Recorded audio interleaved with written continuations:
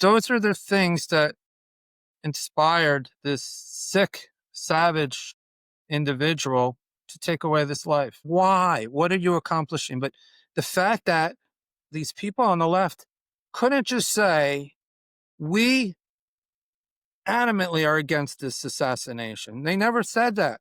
What they said was everything I said, but with a but. We didn't agree with what he said. They said it in reverse. We didn't agree with what he said and what he believed in, but we don't agree with the fact that he was assassinated. They justified it. They gave an inch. They gave a reason why it's okay.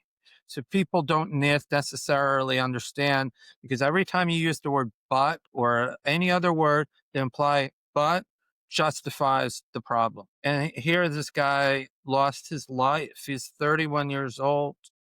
Brilliant life. A brilliant man. I mean, to this day, I was looking on my phone just the other day, all the texts that he sent me. And it's like just him seeking information from me. And he was a lot younger than me. And yet I learned so much more from him. And this is the world we're living in. This is why I'm fighting the fight every day, because I can't stand it. I can't stand the villainizing of people who are God-fearing individuals that are Americans that put their lives on the line. Soldiers, warriors, police officers, firefighters. You know, when Obama came in office, we had such an opportunity. We could prove as a nation that you can be Black to be the president of the United States. He did it twice. It wasn't a fluke. But where did we Right. go from there? That was the time we should have had peace. We could have said, you know what? Nobody thought this would happen. Chris Rock didn't in his stand up. He said, never, ever, ever. And never would there be in his stand up, never would there be a Black vice president. Because you know what? Because some Black guy will shoot the president and the vice president will become the president. There will never be that in our lives. We saw the first vice president female. I mean, we have a ways to go, but we're headed in the right direction. The problem is we have the media. We have all of this.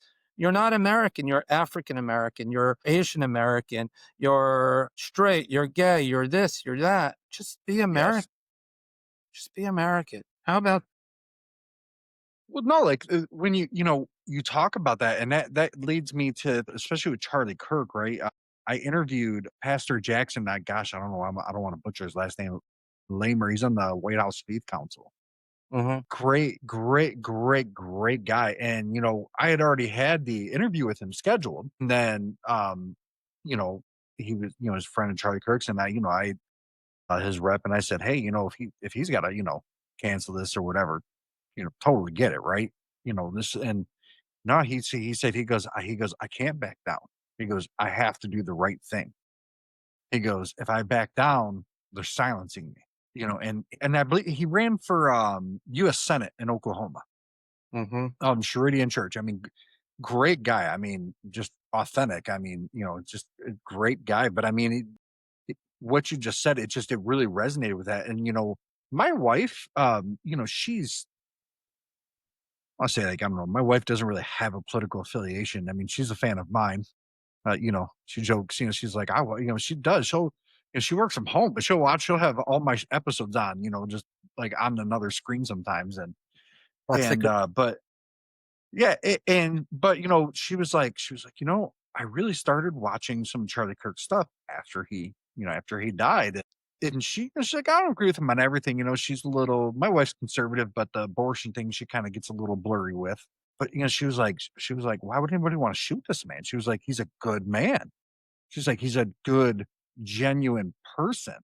He was a brilliant man as well. I mean, there were things like, perfect example is when yeah, I don't know why this happened, but things happened. We're sitting down in Texas. It was a women's event. I'm sitting there behind the stage. I don't know how blessed I am to have these opportunities in my life. They're just statistically, I just don't know how it has happened, but it does.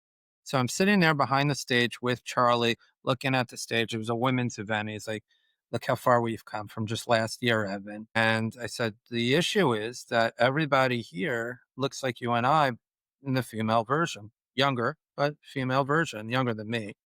They're all white women.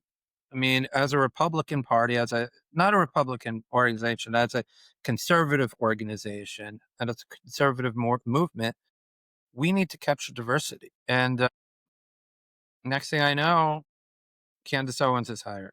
And then I get a call, and I mean, I'm not a big Candace fan anymore because being Jewish and Oh yeah, pro she's Israel, I just think that she's disgusting in that realm. Okay.